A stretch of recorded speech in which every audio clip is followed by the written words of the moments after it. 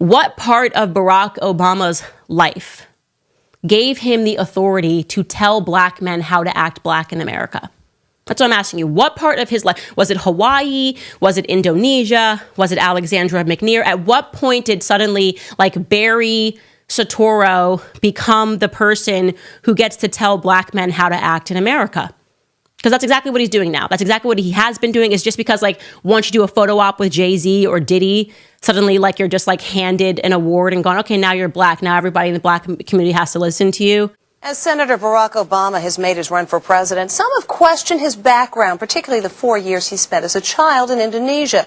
He was educated in 2 schools, first a Catholic school and then later a public school. Matt Mahar traveled to Indonesia to take you to both of the schools the candidate attended. This is the Assisi Catholic Grammar School in Jakarta, Indonesia. And Barack Obama is on his way to becoming its most famous former student. Barack Obama. The only record of Obama having attended the school is this old register. And look, it lists his name as Barry Soetoro. That's the name Obama took from his Indonesian stepfather, Lolo Soetoro. His white mother is the person that raised him, okay? Her name is Stanley Dunham. There she is, right there. That is Stanley Dunham. He did not grow up in a household with his Kenyan father at all, Barack Obama Sr., whatever. And then he gets sent back to Hawaii at the age of 10. So for the first 10 years of his life, I'm just going, okay, like, he was not exposed to black people at all. He was exposed to Indonesians.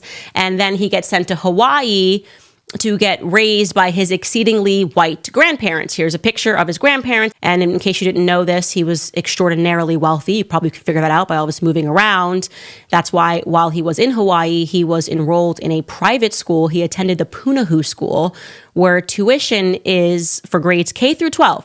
Tuition is $31,000 per year. When Barry Obama got to Hawaii, there were only 5,925 black people in all of Hawaii. He was not exposed to black people at all. That's what I'm trying to make the point. Okay, he had literally not a single part of his upbringing was he around black people. There were no students, no black students at his very expensive private school. Okay, there's no black people in Indonesia.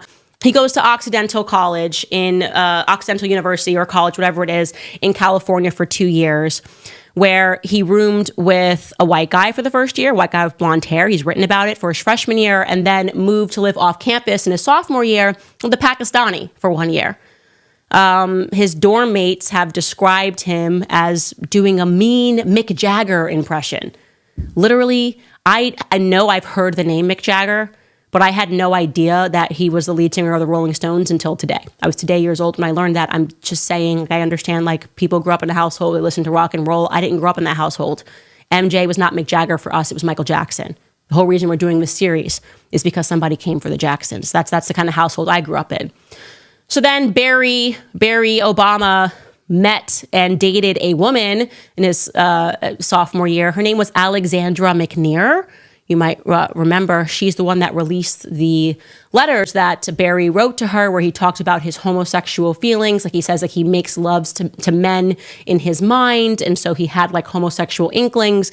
He then went to Columbia University and still dated Alexandra McNear and was writing her these letters at that time. Anyways, I'm just thinking, like, what part of Barack Obama's life gave him the authority to tell black men how to act black in America?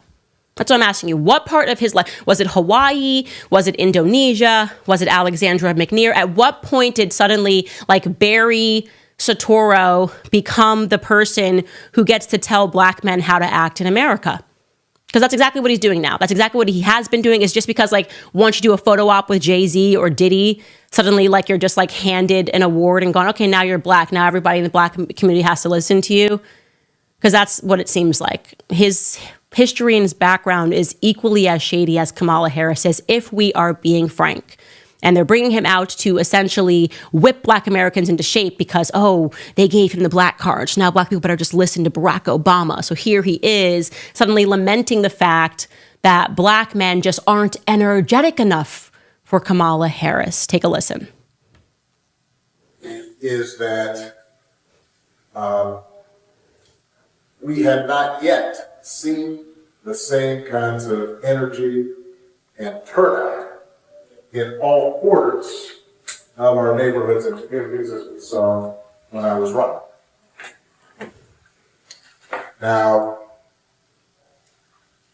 I also want to say that that seems to be more pronounced with the brothers. The brothers. So if you don't mind, just for a second, I'm going to speak to y'all.